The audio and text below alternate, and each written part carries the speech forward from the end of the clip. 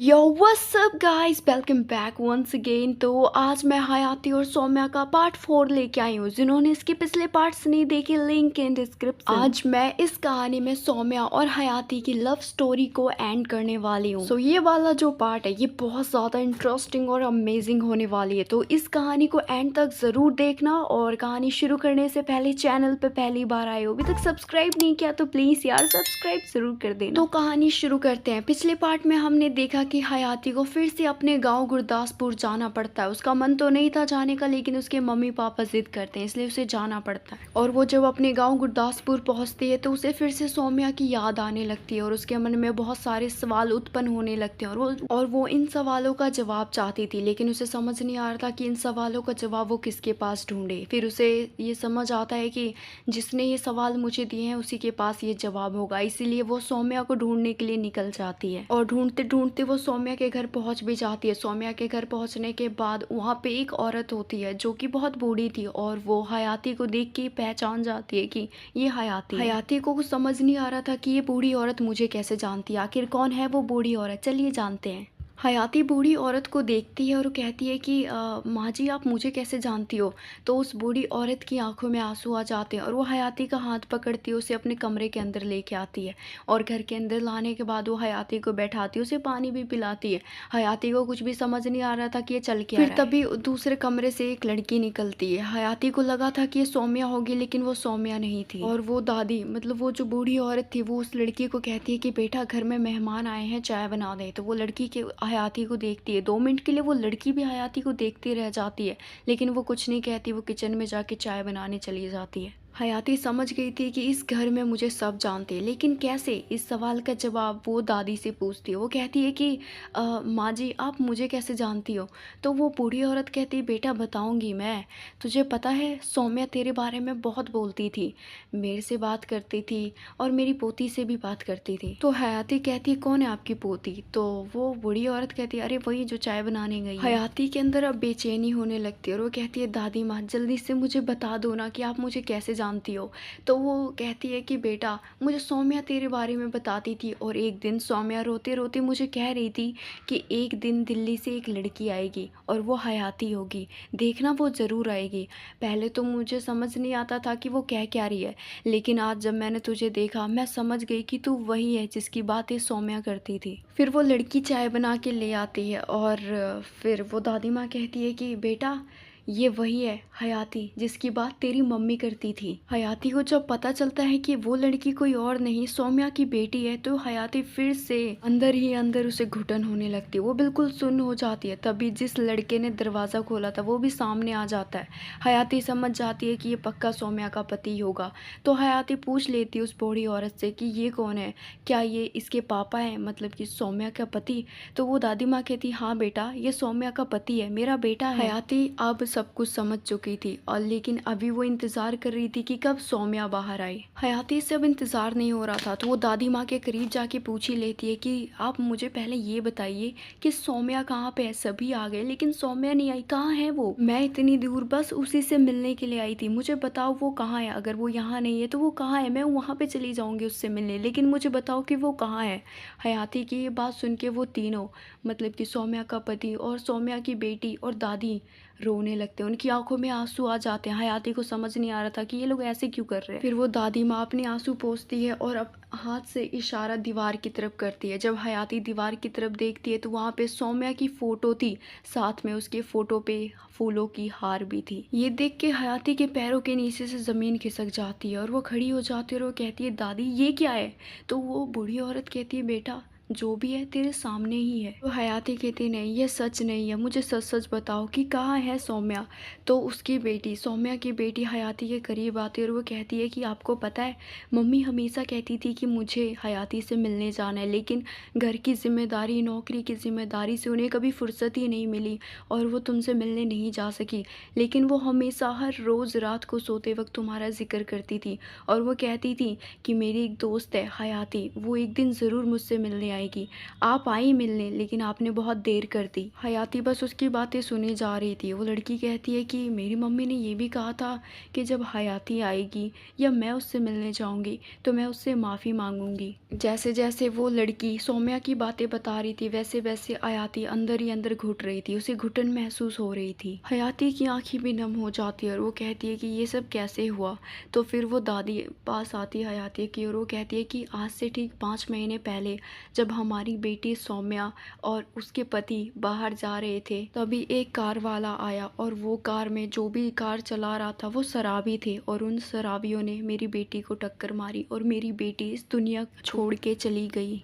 ये बातें सुन के वहाँ पे सभी जितने लोग भी मौजूद थे सभी सिसक सिसक के रोने लगते हैं और सौम्या को याद करने लगते हैं। उन सबको देख के हयाती तो बिल्कुल सुन्न हो जाती है, वो बिल्कुल पत्थर बन जाती है। वो ना रो रही थी ना ही कुछ कर रही थी, वो बस खड़ी थी और सौम्या की फ़ोटो को देख रही थी। वो बूढ़ी औरत कहती है कि पता है हयाती, सौम्या कहती थी कि अगर मेरे पास हयाती का पता होता तो मैं हयाती के पास तुरंत चली जाती, लेकिन सौम्या की एक आखिरी ख्वाहिश यही थी कि वो हयाती से मिले, लेकिन तुम्हारा पता उसके पास था ही नहीं, उसकी आखिरी ख्वाहिश भी अधूरी रह गई। वो बूढ़ी औरत ये भी कहती है कि जैसे सौम्या तुम्हारे बारे में बताती थी मुझे तो लगता था उसका पति मेरा बेटा नहीं तुम हो। उस बूढ़ी औरत की ये बात सुन के तो मानो हयाती के दिल में छेद ही हो गया हो। फिर उसकी बेटी भी कहती है कि आपको पता है हयाती, मेरी मम्मी ने तो ये भी कहा था कि मैंने हयाती को बोला था कि मेरा इंतज़ार करना, मैं आके तुम्हें सब कुछ सच बता दूंगी, लेकिन पता नहीं आप रुकी ही नहीं। आप क्यों नहीं रुकी? मेरी मम्मी आपसे मिलने गई थी लेकिन आप रुकी क्यों नहीं? तो हयाती कहती अच्छा मैं नहीं रुकी, लेकिन मैंने अपनी बुआ को फ़ोन किया था, बुआ ने बताया कि सौम्या तो आई ही नहीं 4-5 दिनों तक। उसकी ये बात सुन के वो बूढ़ी औरत हयाती के पास आती है और अपनी पोती यानी कि सौम्या की बेटी को कहती है कि तू जा कमरे में जा, मुझे इससे कुछ बात करनी है।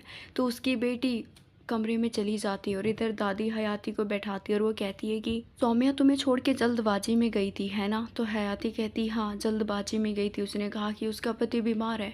तो फिर दादी माँ कहती हाँ उसने सही कहा था, और वो जब अस्पताल पहुंची तो उसे पता नहीं था कि उसके पति की तबीयत कुछ ज़्यादा ही ख़राब है। वो जब पहुंची तो डॉक्टर ने उसे बहुत सारे दवाइयाँ लाने के लिए बोल दिया और हयाती को दूसरे शहर जाना पड़ा था दवाई लेने के लिए, इसीलिए वो दूसरे शहर गई और तुझसे मिलने नहीं आ पाई। वो 4-5 दिनों तक नहीं मिल पाई तेरे से।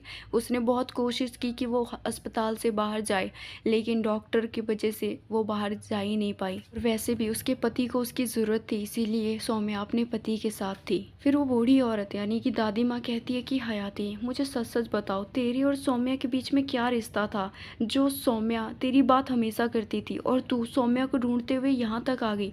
आज के ज़माने में ऐसी दोस्ती कोई नहीं करता। हयाती कहती है माँ जी, उसने शादी कब की थी, कैसे हुई थी उसकी शादी? तो वो माँ जी कहती है कि अरे बेटा क्या बताऊँ, सौम्या ने बहुत मजबूरी में शादी की थी। वो तो बचपन से यही कहती आ रही थी कि उसे शादी कभी नहीं करनी। हमने उससे पूछा भी था कि तुम्हें शादी क्यों नहीं करनी, उसने कोई भी कारण नहीं बताया, बस हमेशा एक ही रट लगा के रखी थी कि शादी नहीं करनी। लेकिन हालातों के आगे वो झुक गई और मेरे बेटे से शादी कर ली। शादी के बाद वो कभी भी खुश नहीं हुई, बस वो बाहर बाहर से दिखाती कि उसे कुछ फ़र्क नहीं पड़ता, वो बहुत खुश है, लेकिन अंदर अंदर से उसे बहुत घुटन होती थी। वो रात को जाग जाग के रोती थी और ये शादीशुदा ज़िंदगी वो नहीं जीना चाहती थी, इसीलिए वो फ़ौज में गई ताकि घर से दूर रहे। दादी ने सब कुछ सौम्या के बारे में बता दिया और अचानक से हयाती को सौम्या की वो सारी बातें याद आने लगती है जब सौम्या ने उसे कहा था कि ये मत सोचना मैंने तुम्हें धोखा दिया है, मैं धोखेबाज हूँ, मैं तुम्हें आके सब कुछ सच बता दूंगी। लेकिन हयाती ने उसकी एक भी नहीं मानी और वो अपनी ज़िद पे अड़ गई कि उसे गांव से जाना है। अगर हयाती कुछ पल वहाँ रुक जाती तो सौम्या आती उससे मिलने, लेकिन उसने सौम्या की एक नहीं मानी और वो वापस चली गई। उसे बहुत पछतावा हो रहा था कि ऐसा उसने क्यों किया। तो दादी माँ हयाती को होश में लाती और वो कहती है अरे बेटा कहाँ खो गई तुम? तो हयाती कहती नहीं दादी, आपको पता है मैंने गलती कर दी, मैंने बहुत बड़ी गलती कर दी, मैं ऐसा कैसे सोच सकती हूँ? मुझे लगता था कि सौम्या धोखेबाज है, वो दोषी है, लेकिन वो तो फरिश्ता निकली। हयाती अंदर अंदर रोते हुए खुद से ही कहती है कि सौम्या तुम कहाँ पे हो, एक बार आ जाओ, मुझे माफ़ कर दो, मैंने बहुत बड़ी गलती की है, गलती की मुझे सज़ा दो, मुझे माफ़ कर दो, लेकिन प्लीज़ एक बार मेरे सामने आ जाओ। तभी उसके सामने सौम्या की बेटी आ जाती है और जब हयाती सौम्या की बेटी को देखती है तो उसके अंदर उसे सौम्या की परछाई नज़र आती है। उसे लगता है कि उसके सामने सौम्या आ गई है और हयाती रोते हुए उसकी बेटी को गले लगा लेती है। और फिर हयाती सौम्या की बेटी की आंखों में देखती है और वो कहती है कि मैं अब कभी शादी नहीं करूँगी। अब मेरी जितनी भी ज़िंदगी बची हुई है उसको मैं सौम्या की यादों में बिता दूँगी। मैं कभी शादी नहीं करूँगी। गलती मैंने की है तो मैं गलती की सज़ा खुद को दूँगी। सौम्या नहीं दे सकती तो क्या हुआ, मैं अपनी गलती की सज़ा खुद ही खुद को दूँगी और मैं कभी शादी नहीं करूँगी। मैं सिर्फ़ सौम्या की हूँ। अगर मैं सौम्या की नहीं हो सकती तो मैं किसी की भी नहीं हो सकती। और वो अपनी बाकी की जितनी भी ज़िंदगी है वो बस सौम्या की यादों में बिताना चाहती है। हयाती सबको बाय बोल के अपने घर चली जाती है। घर जाने के बाद जब उसकी मम्मी हयाती का चेहरा देखती है वो कहती है अरे बेटा मिल आई अपने दोस्त सौम्या से।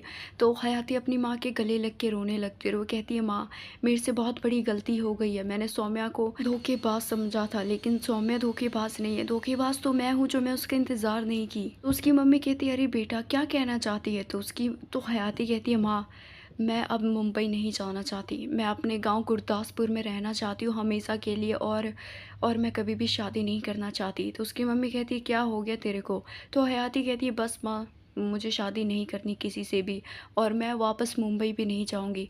मैं हमेशा गुरदासपुर में रहूंगी और अपनी गलतियों की सज़ा खुद को दूंगी। उसके पापा भी आ जाते हैं और सारी बात हयाती की सुनते हैं और उसके पापा कहते हैं बेटा किसी एक इंसान के जाने से ज़िंदगी नहीं रुकती। तेरे पास अभी पूरी ज़िंदगी पड़ी है, क्यों तू अपनी जवानी यहाँ पे बिताना चाहती है। तो हयाती कहती है मुझे किसी की नहीं सुननी। मैंने जो भी डिसाइड किया है कुछ सोच समझ के ही किया होगा। तो मुझे शादी नहीं करनी और मुझे वापस भी नहीं जाना। मुझे यहीं पे रहना है। मैं सौम्या की बेटी का ख्याल रखूंगी। क्या हुआ मैं सौम्या के साथ नहीं रह पाई, मैं उसकी बेटी के साथ रहूंगी और उसे एक माँ जैसा प्यार करूंगी। मैंने सौम्या का दिल दुखाया है, मैंने बहुत पाप किए, इसीलिए मैं उसकी बेटी की देख रेख करूंगी। कम से कम मेरे कुछ पाप तो कम होंगे ना। तो उसकी माँ हयाती के पास आती है और वो कहती है कि देख बेटा हमें पता है तू बहुत जिद्दी है, तू जो बोलती है वही करती है और अब तूने ये सोच लिया है कि तू कभी शादी नहीं करेगी और हमेशा यहीं पे रहेगी और सौम्या की बेटी का ख्याल रखेगी। तो तूने कुछ सोच समझ के ही ये फैसला लिया होगा। तो अब तू जैसा बोले वैसा ही ठीक है। तो तू यहाँ पे रहना चाहती है, ठीक है तू यहाँ पे रह। अपनी मम्मी की ये बात सुन के हयाती अपनी मम्मी को गले लगा लेती है। सो गाइस बस यहीं तक थी हयाती और सौम्या की लव स्टोरी। अब इसके बाद इन दोनों की लव स्टोरी का कोई भी पार्ट नहीं आने वाला। ये स्टोरी यहीं पे दी एंड होती है। Thanks for watching guys. Hope करती हूँ कहानी पसंद आई होगी। पसंद आई तो वीडियो को लाइक करना, चैनल पे पहली बार आए और अभी तक सब्सक्राइब नहीं किया तो प्लीज यार सब्सक्राइब जरूर कर देना। सब्सक्राइब करने के बाद बेल आइकन पे क्लिक करके ऑल नोटिफिकेशन ऑन कर लेना। और अगर आप मुझे इंस्टा पे फॉलो करना चाहती हो तो लिंक इन डिस्क्रिप्शन। अभी के लिए बस इतना ही। मैं मिलती हूँ आपसे नेक्स्ट स्टोरी में, तब तक के लिए बाय बाय।